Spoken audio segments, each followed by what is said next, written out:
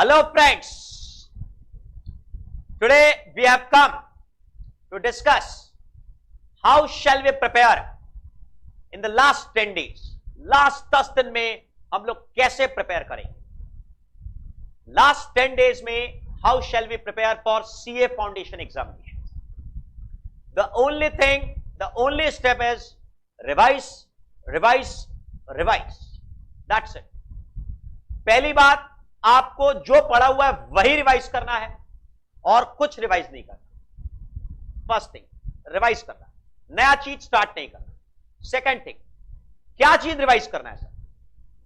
जो अकाउंट्स में कॉन्सेप्ट्स है, मैथ्स में फॉर्मूलाज है, लॉ और इकोनॉमिक्स में जो रूल्स है, जो नियम है, वो रिवाइज करना है. सवाल नहीं रिवाइज करना. तीसरा, कैसे रिवाइज करें?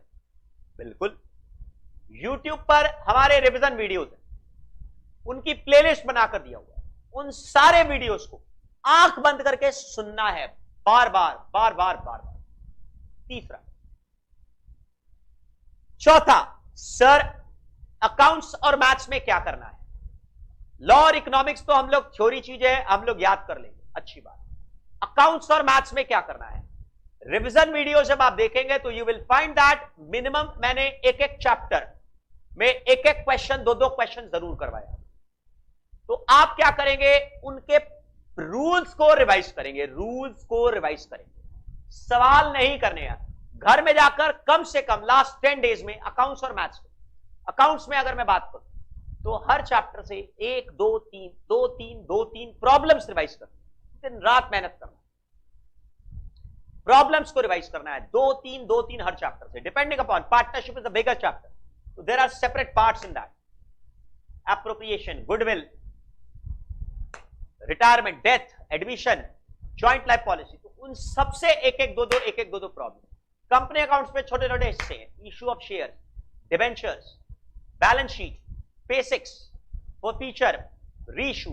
तो सबसे एक एक दो प्रॉब्लम्स रिवाइज कर रही है. सबसे लॉ के अंदर में रूल्स को याद रखना है, पॉइंट्स को याद रखना है, केस स्टडीज को समझना है, याद करना है. कैसे हम लोगों ने क्लास में लिखवाया था, प्रोविजन, प्रेजेंट केस, कंक्लूजन.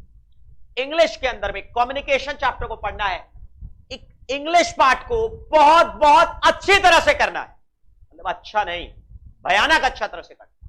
कैसे अच्छा तरह से करेंगे? इंग्लिश पार्ट को करने का एक ही तरीका है, जितना वीडियो हम लोगों ने दिया है उसको बार बार देखिए.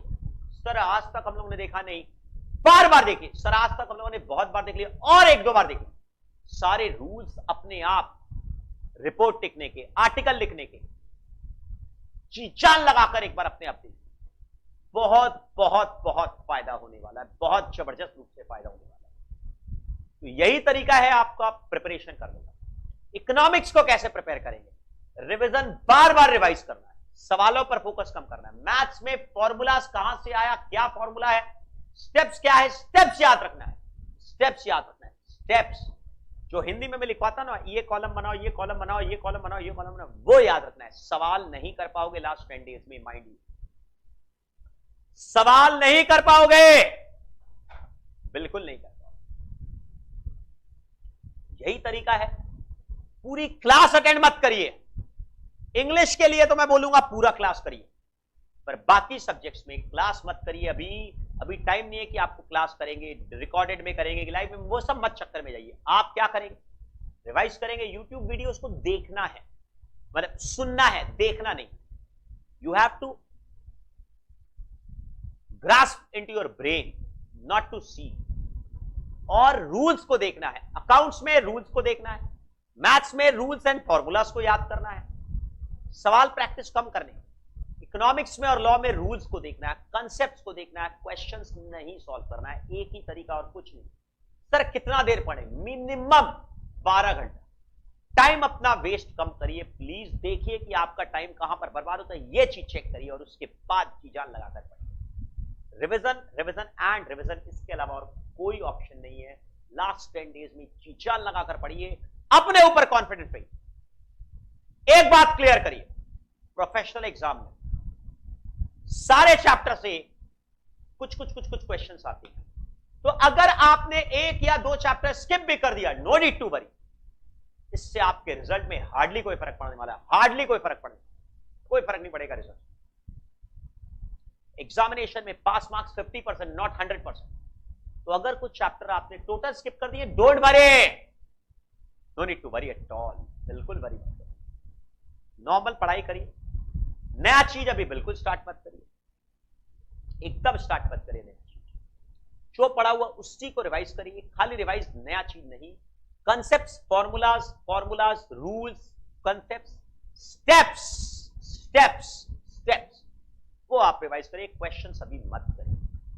यही तरीका है और कोई तरीका नहीं। समय सोशल मीडिया पर बर्बाद मत करिए, और एक ये तरीका है, यही तरीका है।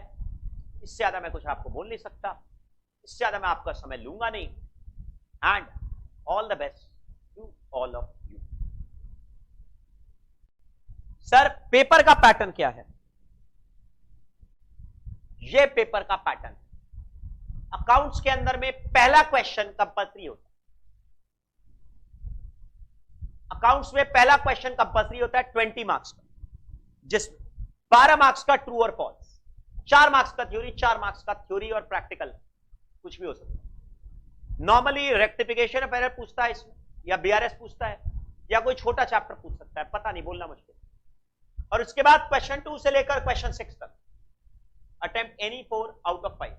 हर क्वेश्चन 20 मार्क्स का होता है, हर क्वेश्चन 20 मार्क्स का होता है। 10 + 5 + 5 10 मार्क्स, 5 मार्क्स और 5 मार्क्स, 10 + 5 + 5 हो सकता है, 15 + 5 हो सकता है, या सिंपली 20 मार्क्स का हो सकता है, या 10 + 10 हो सकता है, कुछ भी हो सकता है। अकाउंट्स के पेपर में एक क्वेश्चन चॉइस में छोड़ सकते हैं, एक क्वेश्चन चॉइस में छोड़ सकते हैं। 3 आवर्स मिलते हैं प्लस 15 मिनट का रीडिंग टाइम। मैं रिपीट करता हूं, 3 आवर्स प्लस 15 मिनट का रीडिंग टाइम मिलता है अकाउंट्स में और लॉ में। एक क्वेश्चन चॉइस में रहता है, कोई नेगेटिव मार्किंग नहीं रहा है, सब्जेक्टिव पेपर है ये, सब्जेक्टिव पेपर, कोई नेगेटिव मार्किंग नहीं है, स्टेप मार्किंग है। स्टेप मार्किंग, जितना स्टेप सही किया उतना मार्क्स आपको मिलेगा, जितना गलत किया उस पर मार्क्स नहीं मिलेगा, नेगेटिव नहीं होगा। जो सही किया उस पर मार्क्स मिलेगा, 1 1 1 1 1.5 1.5 1, 98 1 रुपए, 98 1 रुपए, 98 1 रुपए। इस पर गलत किया उस पर 0, नेगेटिव नहीं होगा। अकाउंट्स और लॉ में, लॉ के अंदर में पहला क्वेश्चन कंपल्सरी होता है 12 मार्क्स। 2 से लेकर 6 तक में attempt any 4 out of 5 question, attempt any 4 out of 5 question, 12 marks. इसमें 4 + 4 + 4 हो सकता है, 5 + 7 हो सकता है, 3 + 4 + 5 हो सकता है, 6 + 4 + 2 हो सकता है, जो भी, 12 मार्क्स। ये होता है 60 मार्क्स का लॉ का पेपर। 43 मार्क्स इसमें थ्योरी पूछता है, 29 मार्क्स इसमें केस स्टडी, 29 मार्क्स इसमें केस स्टडी, 43 मार्क्स। और इंग्लिश के पार्ट में, इंग्लिश के पार्ट में पहला क्वेश्चन कंपल्सरी होता है 10 मार्क्स का, और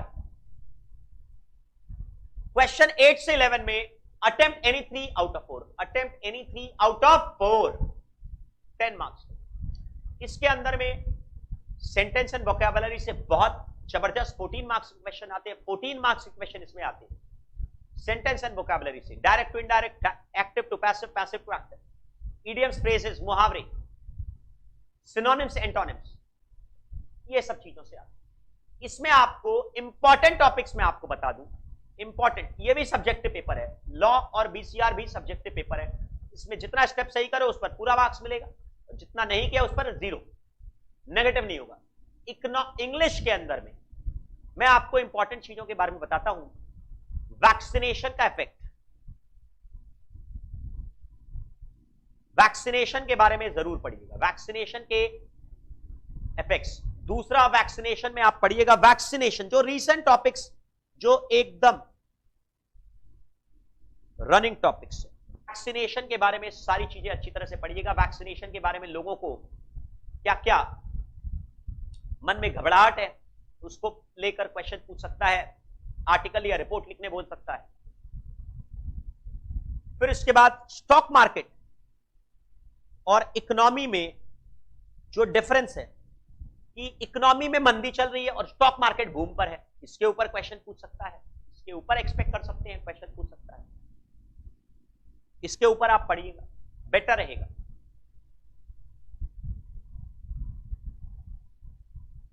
मैं एक्सपेक्ट करता हूं वैक्सीनेशन पर तो डायरेक्टली इनडायरेक्टली कुछ ना कुछ आएगा ही। ऑनलाइन एग्जाम पर तो एग्जाम ने पूछ लिया था, ऑनलाइन एजुकेशन पर तो पूछ लिया था। वर्क फ्रॉम होम के फायदे और नुकसान ये आप अभी तक पूछा नहीं है। डेफिनेटली वी एक्सपेक्ट दैट कि वर्क फ्रॉम होम का प्रोज एंड कॉन्स के बारे में थोड़ा पढ़ के जाइएगा तो अच्छा रहेगा। ये इंपॉर्टेंट टॉपिक्स बोल सकते हैं। या फिर effect of Covid on mental health, mental health पर, लोगों के दिमाग पर क्या असर पड़ा, इस चीज पर क्वेश्चन पूछ सकता है। These are all burning topics in today's scenario.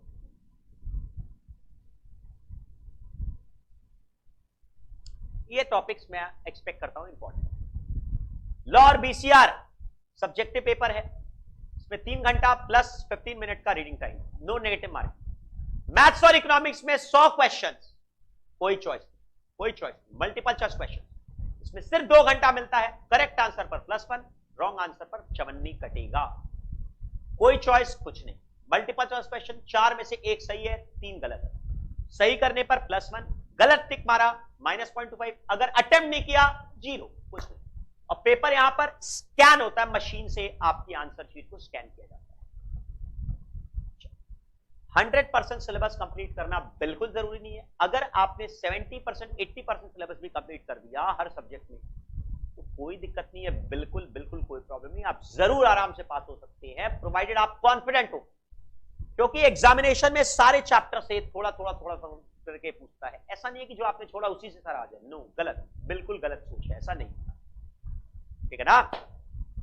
चल, ये आपके सबसे इंपॉर्टेंट पॉइंट्स थे जो कि मैंने आपको एग्जामिनेशन के लिए बताया। ज्यादा मैं आपका टाइम लूंगा नहीं, इससे ज्यादा आपको और टाइम देने की जरूरत नहीं है। Take care, all the best, score well, study hard and go for the camp.